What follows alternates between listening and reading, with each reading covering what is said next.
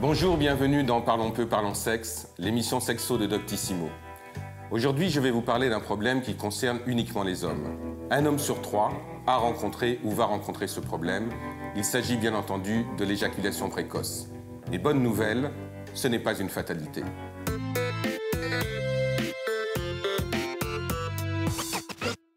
Tout d'abord, une première question pour être bien sûr que nous parlons de la même chose. On appelle précoce une éjaculation qui intervient avant la pénétration, 5 secondes après la pénétration ou 15 secondes après la pénétration. En fait, rien de tout cela. On parle d'éjaculation précoce lorsqu'un homme éjacule trop vite. En fonction du désir de sa partenaire, en fonction de son propre désir, ce que l'homme doit contrôler, ce n'est pas son éjaculation, en fait, c'est la montée de son excitation. Contrôler son éjaculation ne va pas l'aider à pouvoir durer plus longtemps. Par contre, s'il arrive à contrôler son excitation, cela va être beaucoup plus utile pour que la relation sexuelle puisse continuer et durer le temps que les partenaires le souhaitent. L'éjaculation est essentiellement physiologique. D'après vous, est-ce vrai? Est-ce faux? C'est vrai et faux à la fois. L'éjaculation est à la fois un phénomène physiologique et un phénomène psychologique.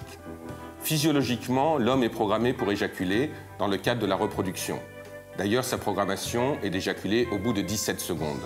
Mais dans un rapport sexuel qui n'est pas lié essentiellement à la reproduction, l'homme va chercher à avoir une érection et à retarder son éjaculation. Le problème psychologique va surtout se poser dans le cadre justement de l'éjaculation précoce.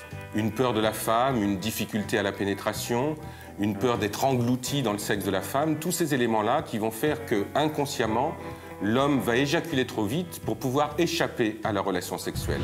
Selon vous, qu'est-ce qui peut retarder l'éjaculation? Le fait de penser à autre chose pendant la relation sexuelle, à sa belle-mère par exemple, la mésentente conjugale ou bien la relaxation? La réponse est la relaxation.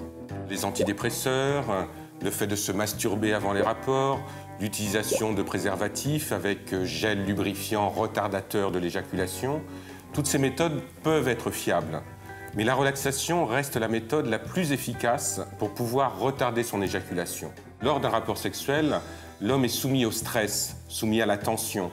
Et le fait d'arriver à pouvoir se relaxer va l'aider à ne pas focaliser son attention sur la perte de son érection, voire sur une éjaculation qui interviendrait trop rapidement.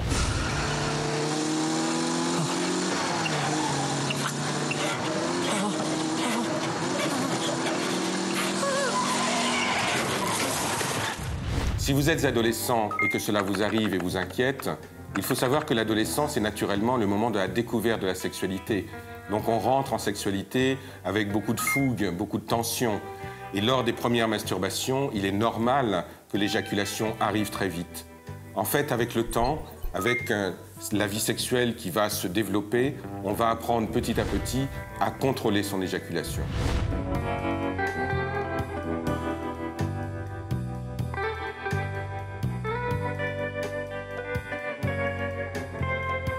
Pour terminer, je vous propose la lecture de 2 livres. Un premier, La sexualité masculine, de Didier Dumas, et un autre, écrit par le docteur Solano et le docteur Sutter, La mécanique sexuelle des hommes. Et voilà, nous nous quittons là-dessus. Je vous dis au revoir. Et pour vous abonner, n'oubliez pas de cliquer ici.